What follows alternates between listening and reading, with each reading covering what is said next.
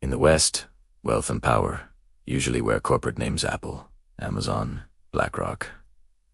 They rise, they fall, they get replaced. But in Asia, power doesn't fade with quarterly earnings. It passes from father to son, uncle to nephew, sometimes even to a trusted executive who becomes family by law. In much of Asia, business isn't just business, it's bloodline. The biggest companies aren't corporations in the Western sense.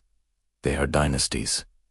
Behind every logo, there is a patriarch. Behind every CEO, there is a family council. And behind every fortune, there is a story of survival. To understand how this happened, you have to imagine a continent where capitalism was built from scratch, not with Wall Street's institutions, but with families that acted as banks, regulators, and safety nets all at once. After World War II, most of Asia was in ruins. There were few functioning markets, almost no credit systems, and very little trust.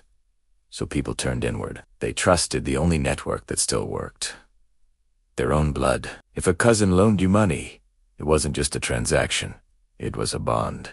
If your brother ran your warehouse, you didn't need a contract. That's how Asia rebuilt, not through systems, but through relationships. Out of that network, a new kind of capitalism was born, one where power was measured in loyalty. By the 1950s, these patriarchs began to rise. They were merchants, migrants, survivors. They started with trade, rice, textiles, plastics, but as governments sought stability, these families became indispensable. When states needed infrastructure, they called on trusted entrepreneurs. In South Korea, Japan, and Singapore, governments chose which families would lead their industrial revolutions. It was a partnership between authority and ambition. The state provided protection and loans. The families provided loyalty and growth.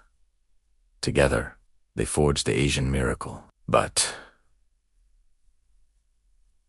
there was a price. In exchange for loyalty, families were given power that doesn't end with elections. Unlike in the West, where corporations disperse ownership, Asian families built structures designed to never lose control. One holding company owns another, which owns another, looping ownership back to a family trust. A patriarch might only own 20% of a company on paper, but in reality, he controls everything. And control means deciding who gets to belong. When a loyal executive proves himself, he can be adopted into the family, legally. These adult adoptions are succession plans. They ensure that loyalty, not just talent, determines inheritance.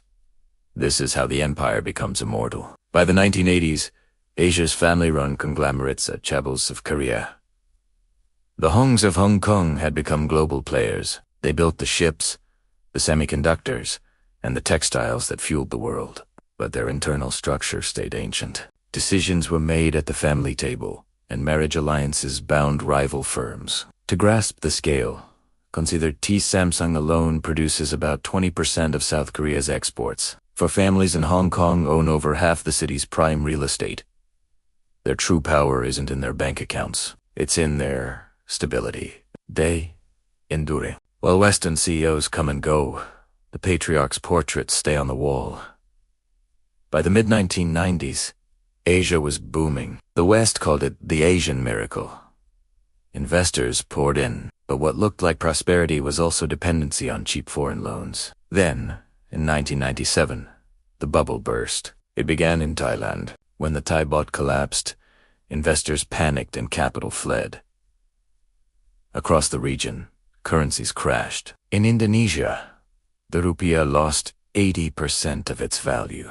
In South Korea, entire chaebols teetered on the edge. For most economies, that would have been the end. But the family firms survived by design. Unlike Western corporations, their assets are spread across hundreds of companies. When one collapses, another absorbs its remains. A factory may close, but the land stays in the family trust. The same family that owned the debt ended up owning the recovery. Samsung and Hyundai emerged from the crisis even stronger. In Hong Kong, Lee Ka-shing bought distressed assets for pennies on the dollar. The crisis became a filter. Only the most resilient families survived, and those that did became untouchable. By the 2000s, the same dynasties were back. Their heirs returned from Harvard and Stanford, fluent in global finance, but loyal to the family code. And as the world shifted to tech, they shifted to Reliance Industries in India went from textiles to telecom. SoftBank in Japan became a tech investment powerhouse, but the logic remains the same. Control through kinship. Since 1980, more than half of the U.S. Fortune 500 companies have disappeared. In Asia, the top family conglomerates from that era are not only alive but stronger. Samsung's revenues now exceed the GDP of Finland. The Ambani family's empire is worth over $200 billion. These are not just corporations. They are modern monarchies. Their power is social, political, and cultural. They own the land people live on, the utilities they use, and the data they generate. It's not corruption, it's design. The state depends on these families as much as they depend on the state. It's a delicate equilibrium. The family keeps the system stable, and the system keeps the family rich. The deeper truth is that this isn't just about Asia. It's a preview of where the world is heading. In the age of inequality, family capitalism is spreading.